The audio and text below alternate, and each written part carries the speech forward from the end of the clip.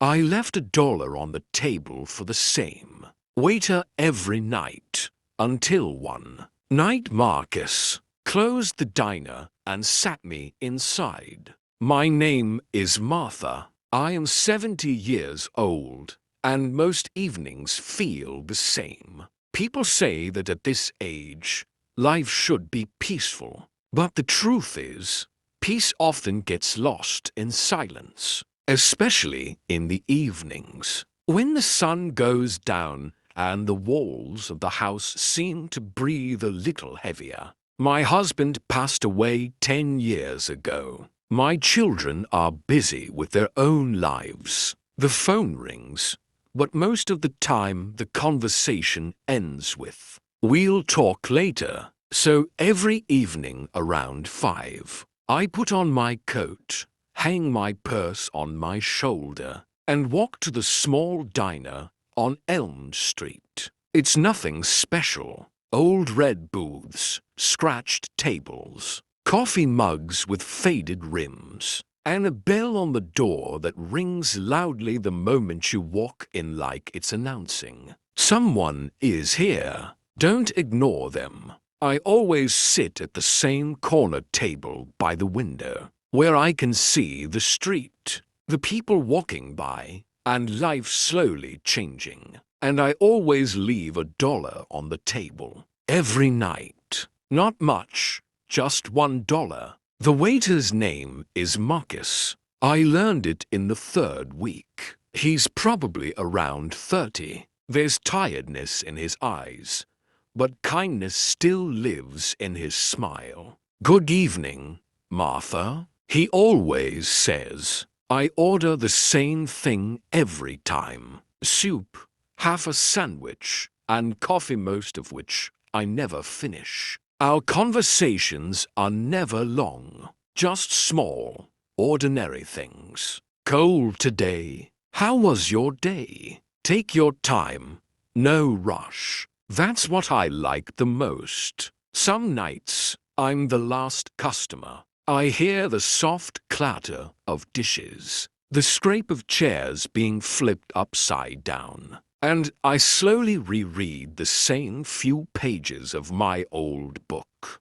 When I get up to leave, I carefully slide the $1 under my cup like it might blow away. One evening, about 2 months in, Marcus hesitated and said, "Martha, you know you don't have to tip every night, right?" I smiled and nodded. I know. I didn't tell him why I did it. Years ago, when I was young, a single mother, and struggling, a stranger once did the same for me. Sometimes you can't repay a debt. You just pass it forward. That night was different. The rain was heavy, the kind that soaks your shoes and weighs on your heart. I almost stayed home, but the silence in my house felt louder than usual. The diner was nearly empty, just me and Marcus. He set down my soup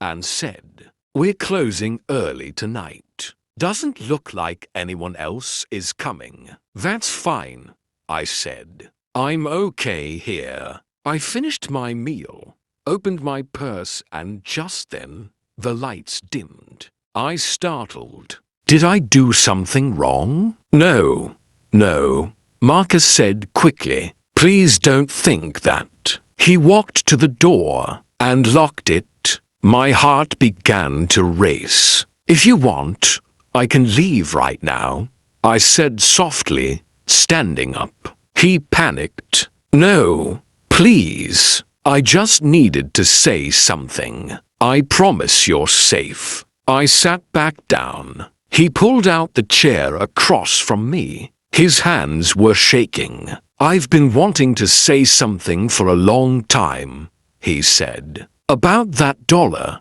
It's nothing," I said gently. He smiled faintly, but his eyes filled with tears. To me, it was everything. Then he told me what he had been carrying in his heart for months. His mother was sick.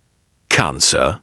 The treatments were expensive. He worked double shifts, went home exhausted. Some days, he didn't even have money for food. Your dollar, his voice broke, sometimes became bus fare, sometimes coffee, and one day, a warm sandwich. My eyes filled with tears. I didn't want to embarrass you, he said. That's why I stayed quiet. I reached across the table and held his hand. She passed away in March, he said. On her last day, all she said was, "Don't be alone." Rain beat hard against the windows. When you sit here, he said softly, it feels like my mom never really left. We sat in silence for a long time. Not a heavy silence, just an honest one. When I got up to leave, I placed the dollar as I always did.